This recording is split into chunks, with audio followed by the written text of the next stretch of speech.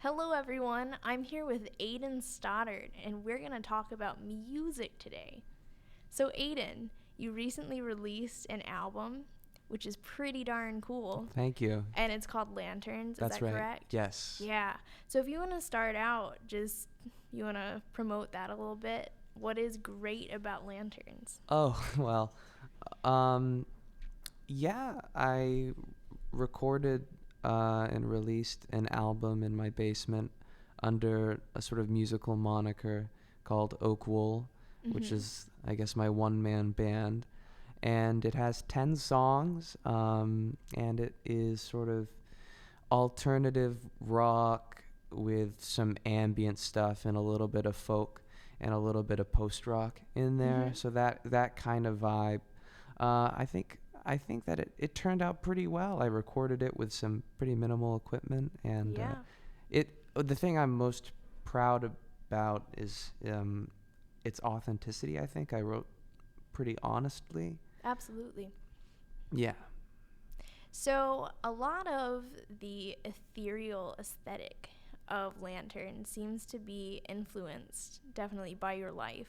hmm What was it like? I know you grew up in the Episcopal Church. How much has that affected your role with music and also in this album? I think it's affected it in more ways than I can even comprehend. I'm still a devout Episcopalian. Mm-hmm. Uh, and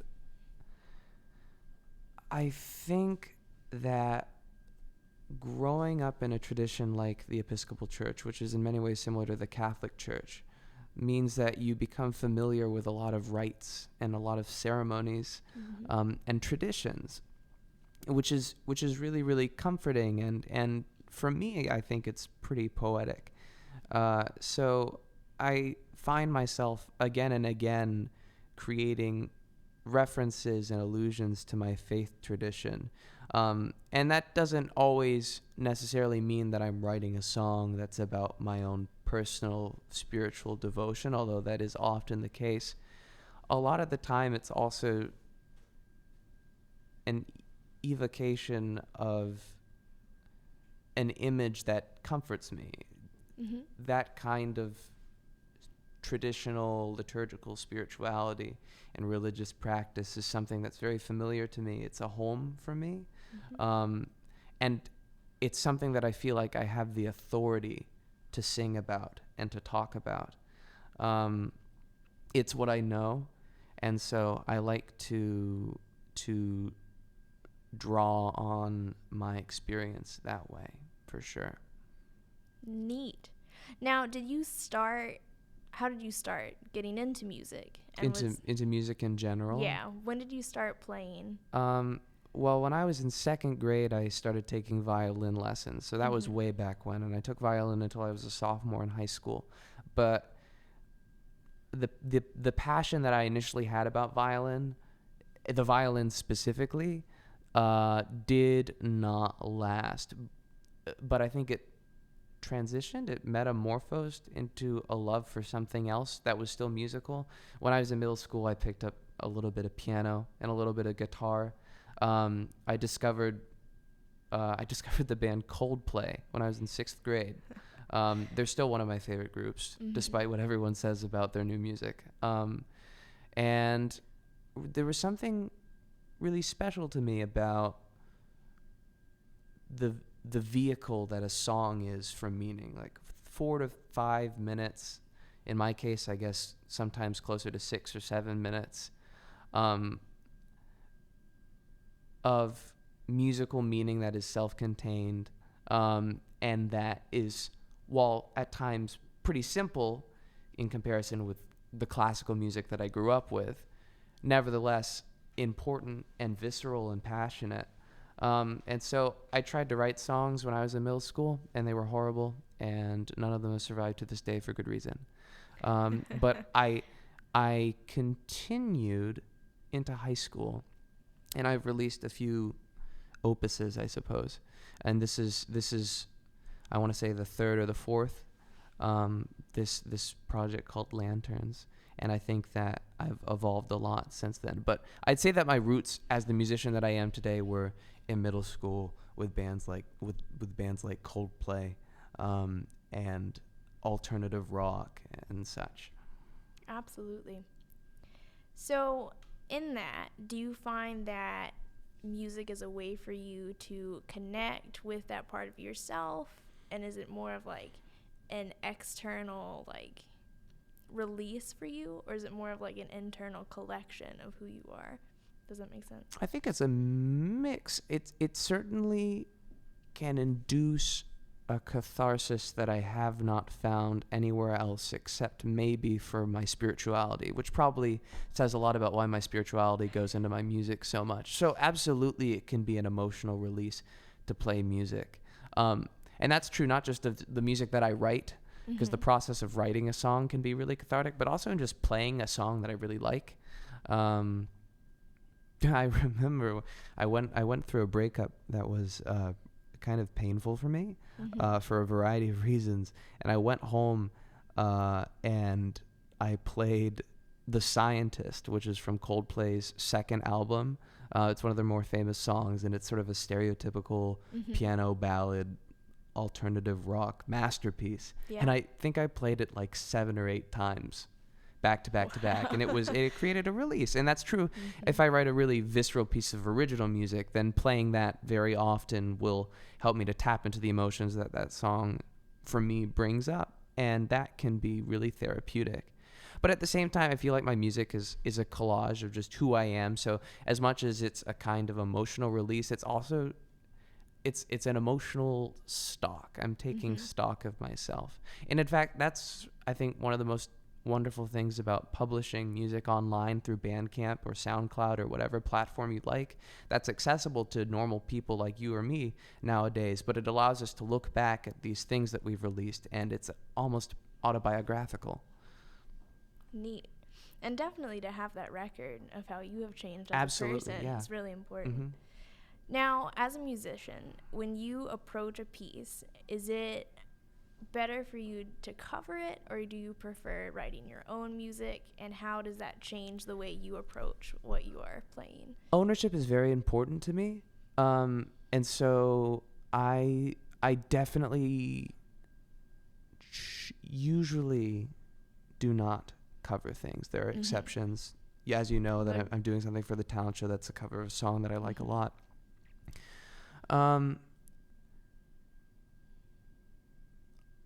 I love to be original. It feels good to me. I feel like I need that. Even if it's not good, maybe musically it would be much better by some unknown objective standard for me to play a song that's tried and true. But I would rather write something that is honestly mine, that is honestly Aidan's, and play it with all its flaws, all its warts, because that's an identity statement.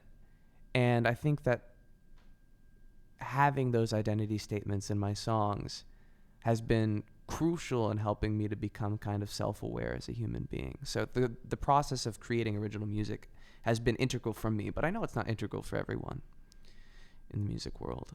Definitely. And that's the neat thing too about music, is that everybody does it a little differently. Now, you are headed to Harvard this fall. Do you have plans on continuing music at Harvard, and what do you think that will become? That's a good question that I don't fully know how to answer. I mean, I certainly am going to continue to play. Could you repeat that just because of the... Oh, yes. I'm certainly going to continue to play my music. I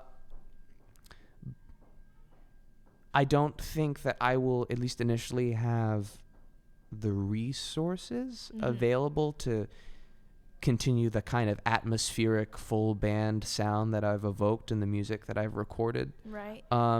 I think that I predict, I don't know how prescient of a prediction this is, that I will adopt a sound that is a bit more intimate, that's a bit simpler, that's a bit more acoustic.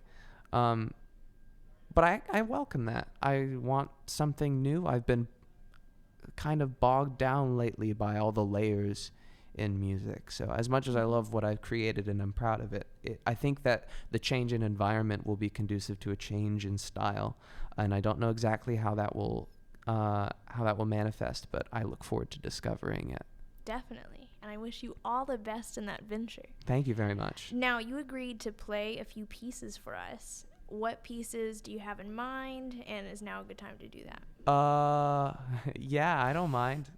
I prepared 2 songs that have not been published or shared with anyone. Wow. Yeah, so this will be their debut in the non-Aidan world. Ooh, wonderful. Well, thank you so much, Well, Aidan. thank you. This Good has been chat. fun. Okay, this is an old one that I haven't really shared much, and it's called Leaf Beard, and it's about searching.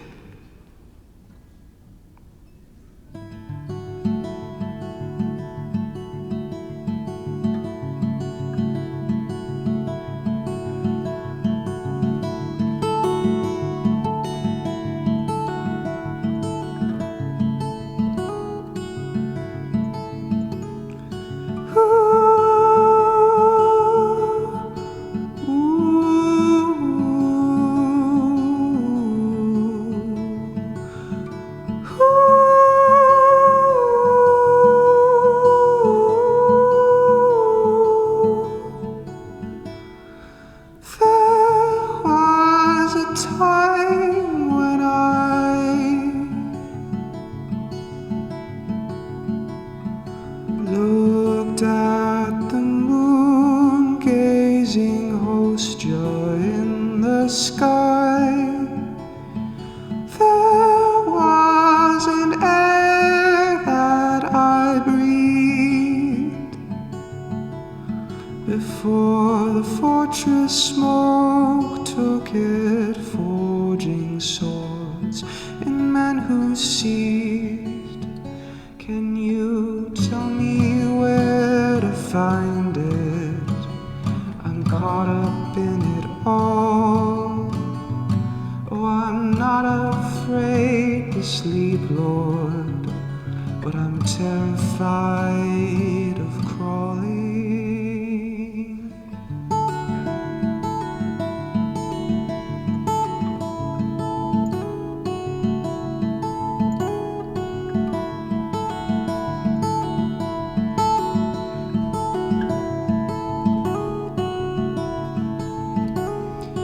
There beyond the banners was a bed,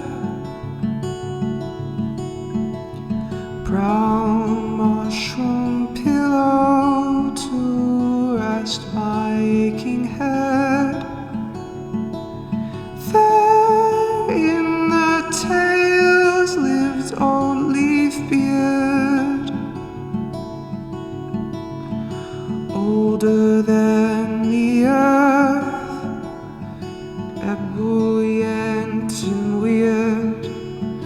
Oh, I set out from my castle to find where he abides.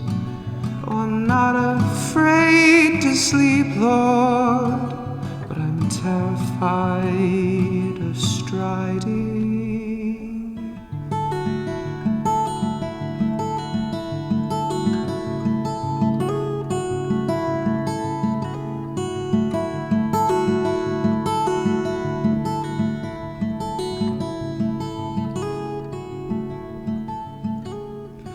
Tell me, where's the Lord of the Moon?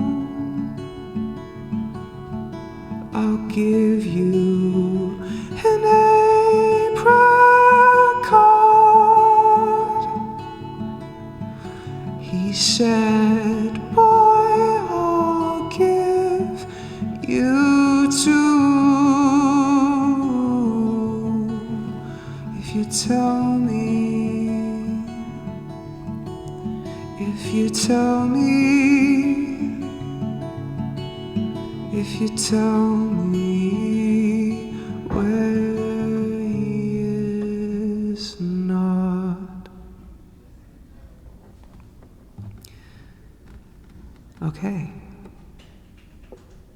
Thank you.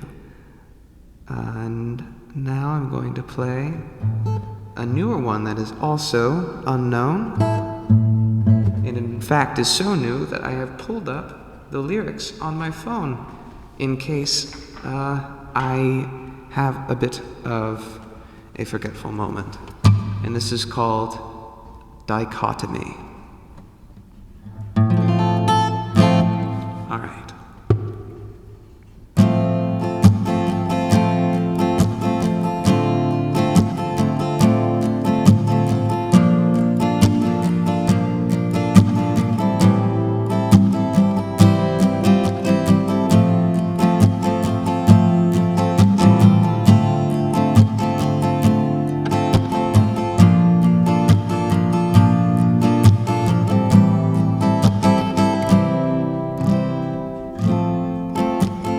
Baptize me with water, baptize me with fire, a line between a pilgrimage and a road fraught with desire, a quest of carven metal, of craven, spite and ire. It's a challenge to be loved. I resist and I build a pyre. I walked me to the river, straight path, but I felt lost. It was the stream to wash my sins. Every breath bore a heavy cost. All this I know you've absolved, but I'm stubborn on my cross. A little pigment in the wrong place, and I've rendered my icon painting dross.